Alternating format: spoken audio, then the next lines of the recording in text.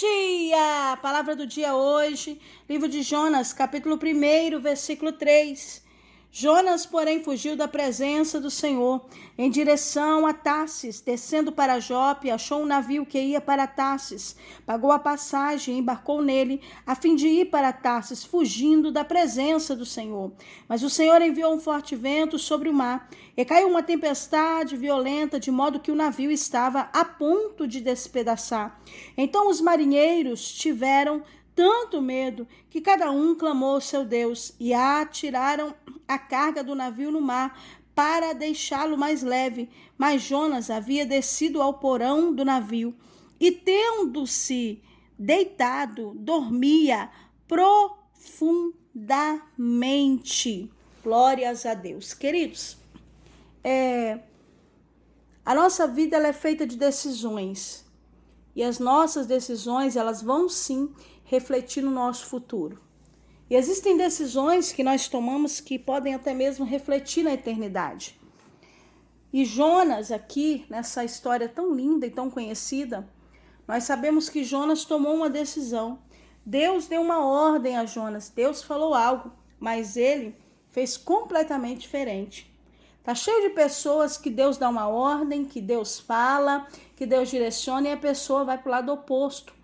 A pessoa faz aquilo que apraz o seu coração.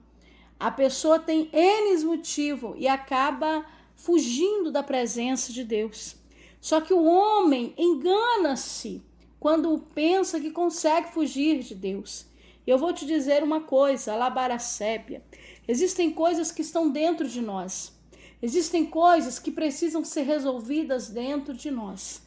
Existem situações que é nós que precisamos ser bem resolvidos, que é nós que precisamos ser tratados.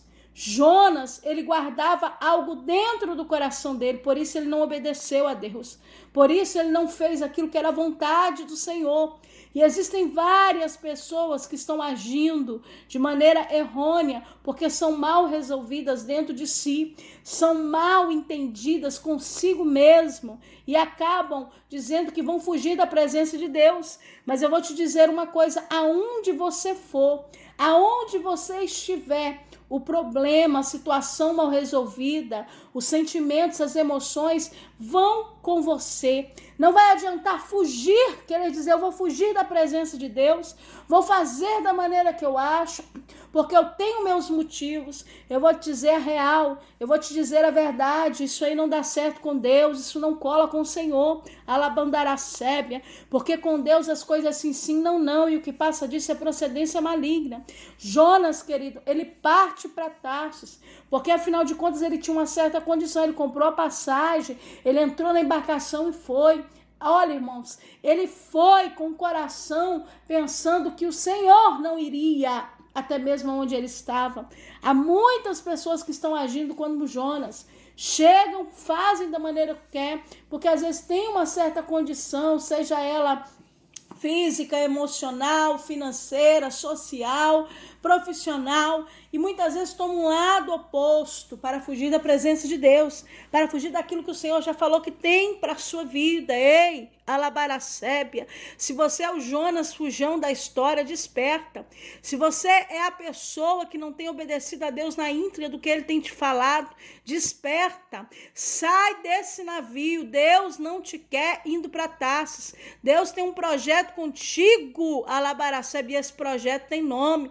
Deus, quando fala com Jonas, ele falou, olha, eu quero que você vá à cidade de Nínive. O Senhor estava dizendo, prega contra aquela cidade, a maldade chegou diante de mim. Mas Jonas decidiu ir ao contrário. Jonas decidiu não dar oportunidade ao povo ninivita. Jonas, ele decide tudo isso. E a palavra do Senhor diz que ele tentando fugir da presença de Deus, agora ele entra ali e quando ele vai para o navio, ele vai para o porão do navio.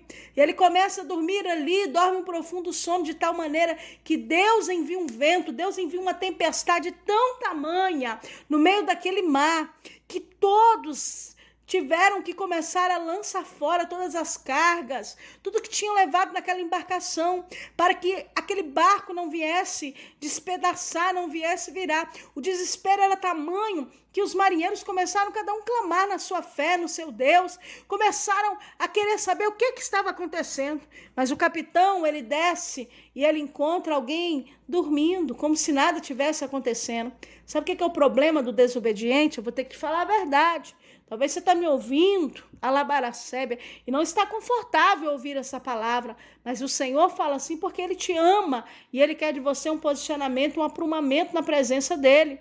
Ei, o problema do desobediente, o problema daquele que parte por um caminho ao contrário do que é a vontade de Deus, alabaracébia, é que ele entra num sono de negligência, ele entra numa profundeza de negligência tão grande, de desobediência tão grande, que o vento está soprando, o mar está revolto, a situação está difícil, a pessoa está causando prejuízo a outros pela sua desobediência, mas a pessoa não consegue enxergar os seus próprios erros. Jonas estava nessa condição, estava tudo acontecendo, ele está dormindo tranquilo, ele está dormindo com coisa que não tivesse nada acontecendo.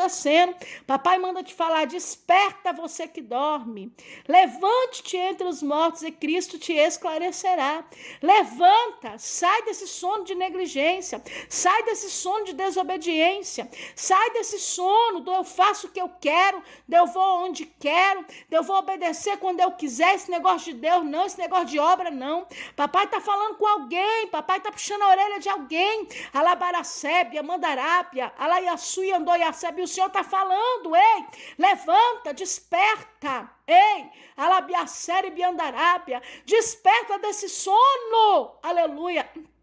Porque as suas decisões já estão refletindo no seu dia a dia, imagina no teu futuro. Há consequências para decisões erradas, precipitadas, decisões fora da direção de Deus. Há consequências para a desobediência. Não posso passar a mão na tua cabeça, papai está mandando falar. Há consequência, Deus quer que você entre pelo caminho da obediência. Deus quer te dar uma nova oportunidade. Porque Jonas, que ele estava dormindo, não estava nem com nada, mas foi despertado. E quando ele veio, o povo jogando as cargas, lutando, alabaracébia, Jonas, eles já sabiam que Jonas era o culpado, eles já haviam tirado uma sorte e caiu sobre Jonas, mas eles estão tentando ainda salvar a vida de Jonas. Mas eu te digo uma coisa: quando o ser humano tenta, quando o ser humano quer fazer com as suas mãos, ou quer colocar a mão naquilo que Deus está trabalhando, ele nada pode fazer, porque o homem é limitado. Deus queria tratar Jonas, Deus queria ensinar Jonas, Deus queria colocar Jonas exatamente na vontade do Senhor. Ei,